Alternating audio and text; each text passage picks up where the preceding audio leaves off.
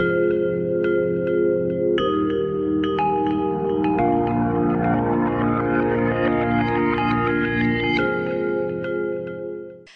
communauté internationale a fait une halte en ce jour 7 avril 2016 pour célébrer la journée mondiale de la santé dont le thème est Soyez plus fort que le diabète.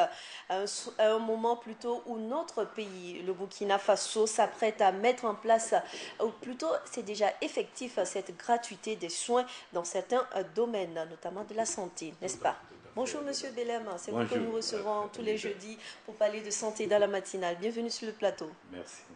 Alors déjà pour parler de cette célébration de la journée mondiale de la santé, avec cette thématique, on est tenté de poser cette question, pourquoi le diabète quand on sait qu'il y a déjà d'autres maladies? C'est vrai, pourquoi le diabète? Je crois que c'est un moment d'introspection sur un sujet de l'heure. Pour cette fois-ci, c'est le diabète. Quand on sait que dans le monde, on a 347 millions de personnes qui sont atteintes de diabète, dont à peu près 80% et plus dans les pays en développement, comme le nôtre par exemple, on peut dire que c'est une affection qui est assez fréquente dans les pays du Sud, comme on le dit. D'accord. Alors le diabète de type 2 est le plus fréquent, monsieur Belem? Alors au Burkina Faso déjà, Ouais, quel est c'est le vrai. constat? C'est vrai. Il y a le type 1, il y a le type 2. Le type 2, celui-là qu'on appelle le diabète sucré, évidemment qui est découvert au décours d'un examen, la glycémie, je crois que nous avions déjà parlé de cela ici, ou alors quand vous avez euh, le diabète dans la famille et que vous faites des examens réguliers, il peut arriver un jour que l'on découvre, n'est-ce pas, ce diabète de type 2 là, en effet, c'est pratiquement un peu plus de 80% également du diabète. Donc c'est très important.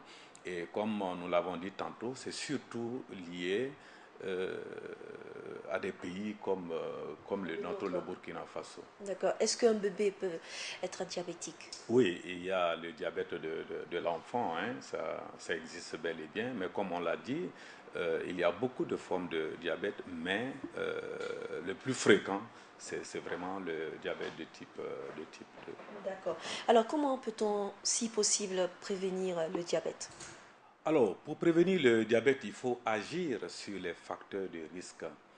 Vous savez que dans notre pays, dans notre milieu, lorsqu'on prend du poids, comme on le dit en moré, hein, par Canauta Sidzabe. Voilà, donc nous avons cette tendance à négliger un peu notre mode de vie, surtout l'alimentation, ce qui fait que bon, nous pouvons prendre de façon exagérée le poids. Et puis il y a la sédentarité, il y a l'absence d'exercice physique, il y a aussi que nous aimons beaucoup le sucré. Hein. On dit toujours, les Dioula disent Minka diati morofara, ce qui est bon ne tue pas, alors que c'est strictement le mensonge. D'accord. Et quelles sont ces personnes-là qui sont plus propices à attraper le diabète très Alors, rapidement? disons que tout le monde peut faire le diabète. Seulement, il y a des personnes qui déjà ont des parents diabétiques. Quand vous avez des parents diabétiques, nécessairement, il faut beaucoup faire attention. C'est d'ailleurs pour ça que, une fois, nous avons parlé ici de la possibilité de faire un bilan, ne serait-ce qu'annuel, quand on sait que, bon, nous n'avons pas les moyens, mais au moins une fois par an, surtout lorsque nous avons un parent diabétique, que ce soit le père, la mère, le grand-père ou la grand-mère, de pouvoir faire au moins une fois par an c'est l'examen-là, la glycémie, pour essayer de voir si le taux de sucre dans le sang n'a pas atteint la norme inquiétante. Voilà. Alors que peut-être l'apport du gouvernement dans cette lutte-là contre le diabète. Alors, la lutte du gouvernement, c'est d'ailleurs pour ça que les ONG et les personnes ressources n'hésitent pas hein, à plaidoyer auprès des autorités pour essayer d'accompagner les populations. Je crois que c'est leur rôle.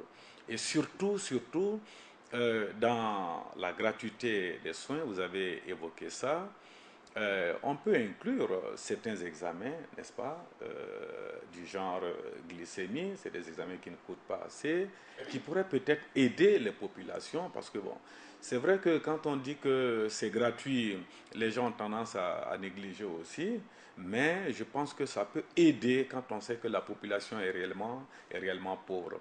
Il En y a termes de aussi que santé, tout est urgent, n'est-ce tout pas? est urgent, c'est cela, et c'est ça le problème. C'est pour ça d'ailleurs que l'accent est mis sur les femmes et les enfants. On comprend très bien hein, la volonté du gouvernement. Mais je pense que pour certains nombres d'examens sur des maladies, disons, de type réémergente comme celui-là, parce que c'est quand même une maladie qui est en train de revenir pratiquement. Et en 2030, on va se retrouver avec le diabète va être pratiquement la 7e cause de décès dans le monde. Donc c'est quand même une maladie d'une certaine importance. Et en plus de ça, peut-être favoriser l'obtention de médicaments, n'est-ce pas gratuitement, mais à un coût quand même raisonnable. Je crois que tout cela, l'un dans l'autre, ça peut aider Mais à les la populations. base, déjà pour éviter qu'on arrive à, à payer des Oui, produits tout à fait, tout à fait. pour se guérir de Ouais. cette maladie. Il faut si vous voulez, rendre les examens gratuits, notamment la glycémie si possible. Il faut rendre cet examen-là gratuit. Moi, je pense que ça va beaucoup aider. Comme ça, chaque fin d'année, vous allez voir qu'on va découvrir beaucoup de cas de diabète et donc rapidement décider de leur prise en charge. Alors, ce 7 avril, c'est une célébration mondiale au plan national. Quelles sont les activités qui sont prévues? Alors, au plan national, les activités qui sont prévues sont essentiellement des activités de prévention, c'est-à-dire la sensibilisation à travers les médias. C'est d'ailleurs pour ça que la direction de la lutte contre la maladie, à travers le programme national des maladies non transmissibles, s'associe, n'est-ce pas, aux associations comme l'ONG Santé Diabète pour essayer de multiplier la sensibilisation à travers les médias, à travers certaines conférences. Je crois que ça a déjà commencé d'ailleurs la semaine dernière à Bobo-Dioulasso avec l'ONG Santé Diabète qui a mené un certain nombre d'activités, n'est-ce pas, sur le site, dans les médias, pour essayer d'accompagner, n'est-ce pas, et surtout d'informer les populations. Je crois que c'est essentiel. Parce que quand les gens sont informés de ce qui leur attend, ça leur permet de pouvoir se préparer à cela. Mais quand il n'y a pas d'information, quand on a l'impression que chacun se débrouille, chacun fait comme il veut, là c'est dangereux. Il faut qu'on sente la présence de l'État, ne serait-ce que dans les possibilités qu'il offre, n'est-ce pas, à ces associations, à ces directions qui sont chargées, n'est-ce pas, de lutter contre les maladies-là, de pouvoir communiquer énormément sur cette journée-là et particulièrement sur le diabète. D'accord. Alors, une célébration mondiale, je le disais tantôt. Quelles sont les attentes de cette journée-là?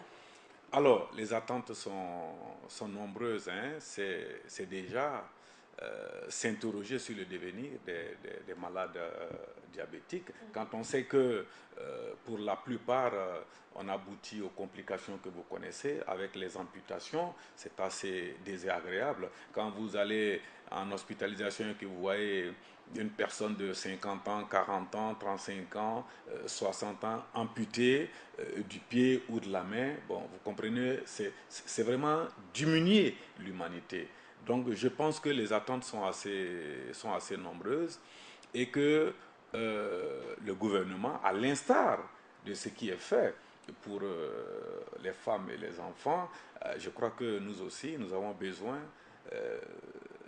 d'un petit regard, hein, n'est-ce pas, du gouvernement, et puis bon, de faire un peu, en attendant que nous ayons la possibilité d'avoir ce que nous attendons tous, hein, l'assurance maladie universelle, pour que, bon, je sois content, en tout cas, nous attendons avec ferveur Mais cela. justement, parlant de cette assurance maladie universelle, ne serait-ce pas d'une manière ou d'une autre un piège pour certaines personnes de se laisser aller?